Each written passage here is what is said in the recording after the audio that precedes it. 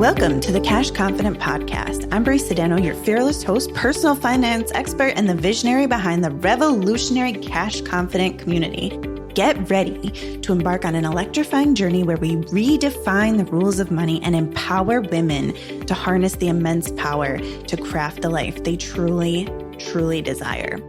This podcast is the ultimate resource, meticulously crafted for women who are ready to unleash their financial prowess and embrace a life of abundant success. We leave no stone unturned as we delve into the depths of money management, mindset mastery, and the undeniable influence of emotions on your financial decisions.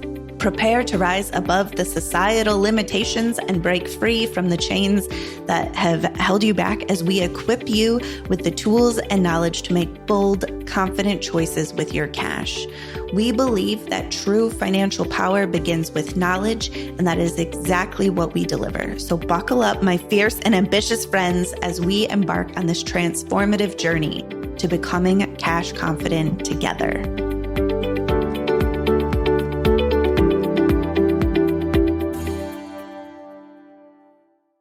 Oh, hello. Today we are talking about debt, right? That's always a big topic for people, and I'm going to teach you 3 ideas that really perpetuate a debt cycle, that really keep people in debt so much longer than necessary. So that's what we're going to work on today.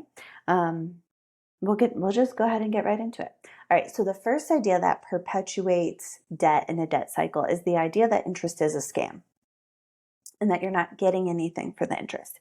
Now, the reason that I say that this perpetuates a debt cycle is that people get so butthurt about paying interest that they'll move their debt, or they'll move, they'll pay one credit, or they'll run up a credit card, and then they'll take out a 0% balance transfer, and then they'll run up their credit card again because they don't change their habits, but then they're so mad that they're paying their interest, and then they'll take out another one. And this really grows the cycle of debt. It's like the idea that the interest is a scam will have them taking out, essentially buying more and more financial products.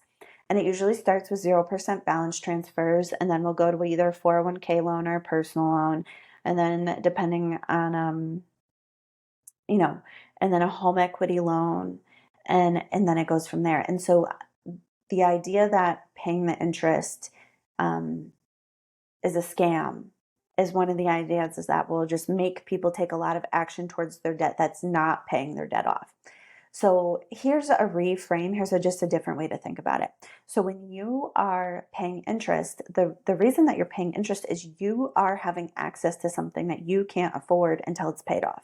So let's just say, I'm going to use my house as an example, right? So when I bought my house, I didn't have the cash to fully pay for the house. And so I went to the bank and I essentially bought the money to pay for the house. Now they gave me the money to to give to the house seller all at once, and I'm going to pay back the money that I borrowed plus the cost of the money. So the cost of the money is the interest. So I'm essentially paying rent on the money, and what I get in exchange for that, interest payment is I get to live in a house for 30 years that I didn't have the money to pay for it, right? Or I had only some of the money to pay for it.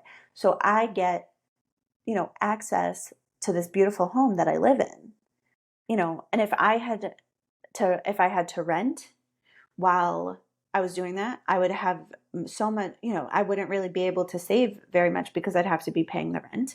And so it might take me 20 years, or it might take me a really long time to be able to save that money. So I get to build equity. So I get to, some of the money goes to pay down the principal, and some of the money goes to pay for the rent on the money. And I'm getting something. I'm getting the use of the house before I could actually afford it. And so that's what I'm getting for the interest payment. Now, when it comes to financing sweaters and margaritas, that doesn't end up feeling so good in the long run. And that's okay. We all, make choices, and then we learn, and then, we do things maybe differently. But when I'm paying the interest, I'm not butthurt about it. I'm realizing that I got something for it, and it was a trade that I was happy to make when I signed my mortgage paperwork, and I'm still happy to pay for it. I'm still happy that I'm able to, have access to this house when I needed it, rather than having to wait until I had, hundreds of thousands of dollars in cash to be able to buy it all at once.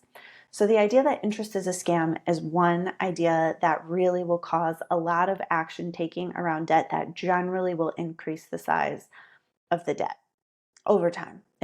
Especially if you do that and you don't adjust your spending habits. All right. The second idea that perpetuates debt cycles is that it is better to pay off debt before you save money. Now, this idea, it does two things that I think are no bueno. So first is it perpetuates debt, and I'll get into that in a second. And the second thing that it does is oftentimes it really has people put off saving and investing for decades. And so I'm going to talk about both of those things. And so when people are putting all of their free cash flow toward debt and they're not saving and they don't have money set aside for the things that are definitely coming in the year. So like if you follow my work, if you're in the invisible system, things like working capital, which is just a way to like look at all of your annual expenses that come up that are not monthly budget line items, things like heating oil, snow tires, back to school shopping, gifts, holidays, things like that. And so a lot of times when people are so busy paying off their credit card, they don't build savings habits. And then life will throw them a little curveball, come give them a little smack on the cheeks, and they're right back to using their credit cards. And so this cycle of not being able to get out of credit card debt is extended when you don't learn how to have money. So debt is always the result of needing money. And the antidote to needing money is having money. Now, when you have debt and if you're, back to secret one, which was like really butthurt about paying the interest on it, the temptation to hurry up and pay it all off is really there. It's really valid and it's loud. The thing that I find is when we do that, we expose ourselves to so much risk to falling right back into that debt cycle, even if the debt gets paid off fast. Like if you finish paying off your credit card, but you don't have any money in the bank, and then next week something happens and you need a few $1,000s, you're right back to those credit cards. And that's a cycle that I see happen all the time. So what I suggest doing is building your savings habits really first and foremost. And then, you would obviously make the payments, at least the minimum payments on your debt. And then as your debt gets paid off, or as your savings grows and your debt starts to get paid off, you'll start to see a little bit more wiggle room. And then you can really, maybe even increase your income or increase those payments or do whatever makes sense to you. Now, the second reason that I said that I just want to mention here, this doesn't really perpetuate the debt cycle, but I do think it is damaging to people's financial lives, is when people believe that they have to be debt free before they start saving and investing. And they're maybe in a debt cycle, or maybe they're used to having some debt, or debt is part of their financial comfort zone. They will put off saving money for literal decades. And I'm not exaggerating. When I was an investment advisor, sometimes people would come see me like at 55 years old, like, Bree, I'm ready to get started saving for retirement. I paid off all my debt and now I'm ready. And I'm like, oh my goodness, you don't have really enough time to get there in the market. So the thing about investing in things like your 401k, investing in the market, is that money needs time to grow. So when we stop putting that money in when we're in our 20s or in our 30s, and at the time it will make sense, because people will be like, all right, well, I'm going to make 8% maybe in the market and I'll pay 21% on the interest on my cards. Let me hurry up and not do that. But the thing that they don't factor in where that decision becomes unsound is that the money that they were saving and investing for retirement, let's say, is going to double every 7 years. Well, let's just say 10 years to make it nice and easy math. So let's say the $10,000 that you didn't save in your 20s because you stopped doing that, um, to pay off your credit cards, that $10,000 would have been worth $20,000 in your 30s, and that 20,000 would have been worth 40,000 in your 40s, and that 40,000 would be worth 80,000 in your 50s, and 160,000.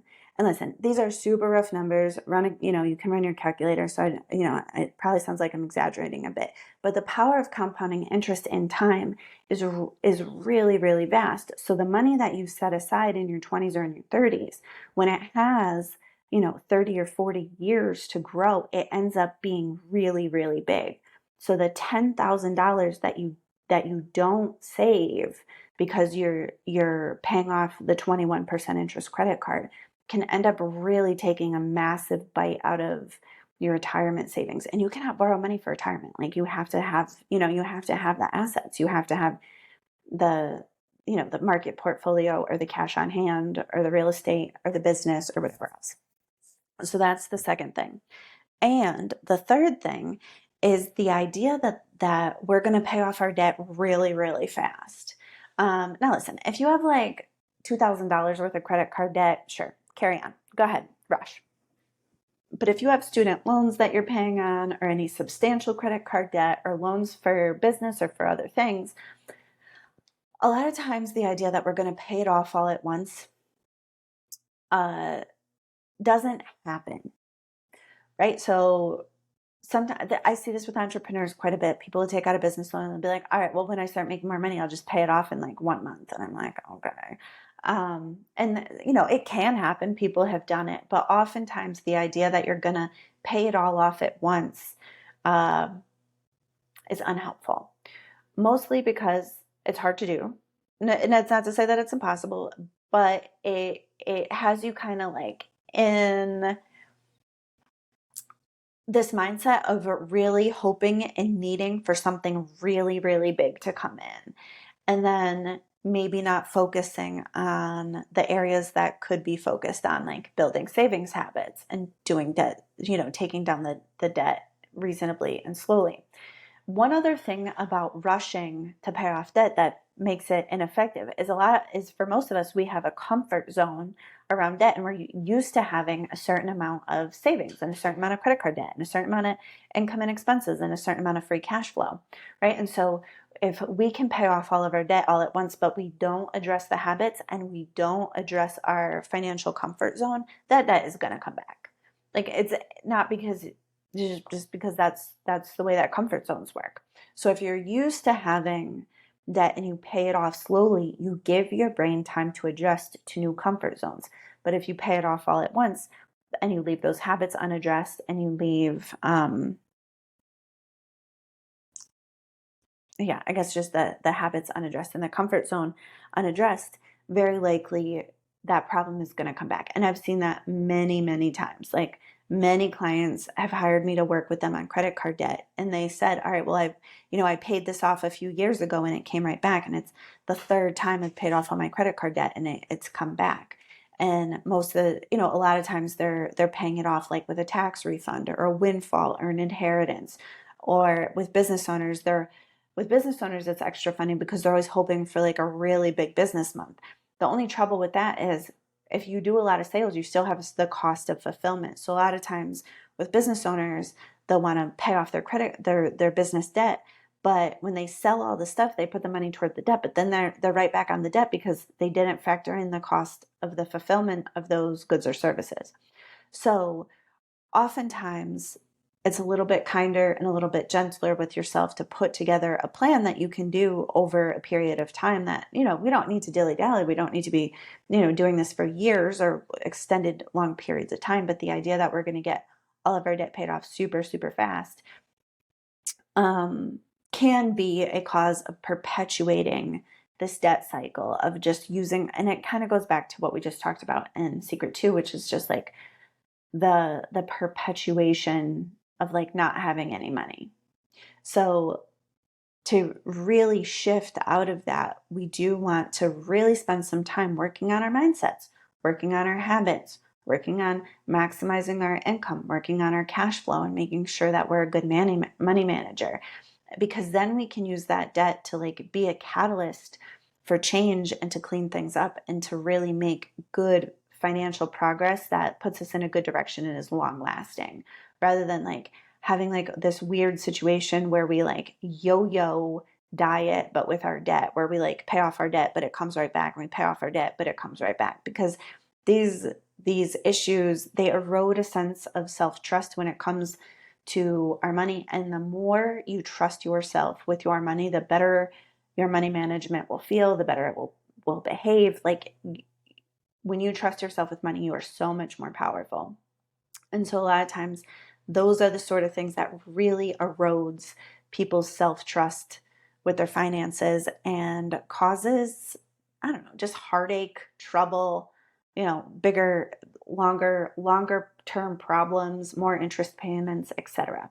All right. So I hope that you learned something. I hope that you're taking away some ideas around just understanding like what it really takes to get out of debt, not just like get out of debt once and for all, right? Unless you're going to use debt on purpose with clear intention to build wealth, right? I'm talking about the consumer debt that's like, maybe the unintentional purchases or whatever else.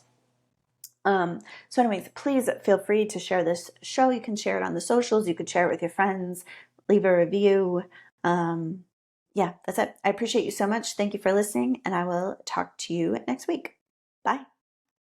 It was my pleasure and joy to talk with you today. Thank you for listening. If you found value in our conversation, I kindly ask you to share the show with a friend who deserves to unleash her financial power. Your feedback is so valuable to me. So please take a moment to leave a review. Together we can amplify the message and bring more money into the hands of good women. For ongoing guidance and unwavering support on your financial journey, I invite you to join the Cash Confident community.